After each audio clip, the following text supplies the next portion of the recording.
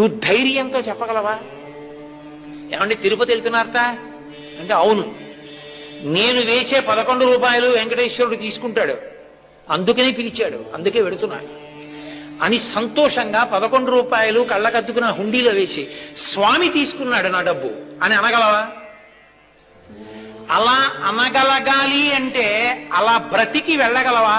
నేనంట అయ్యప్ప గుడికెళ్లే వాళ్ళందరూ ఇరుముడి కట్టుకుంటే వెంకటాచల క్షేత్రం వెళ్లే వాళ్ళందరూ ధార్మికమైన ఇరుముడి కట్టుకుని ఎక్కడం మొదలైతే గుర్తేమిటో తెలుసా? అతి లఘు మహాలఘు అదృశ్యమైపోతాయి. అందరూ మొదటి గడప దగ్గరికి వెళ్ళిపోతారు. ఎవరు ఎవరిని తొయ్యరు. ఆయన తొయ్యినిస్తాడా?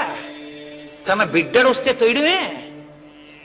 అటువంటి స్వాగతం చెప్పి తన పాదాల దగ్గరికి తీసుకుంటాడు. నిజంగా అలా తొయ్యడమే జరిగిందనుకోండి ఆయన ముందు, ఆయన ఆగ్రహాన్ని తట్టుకోగలడా? సాధ్యమే.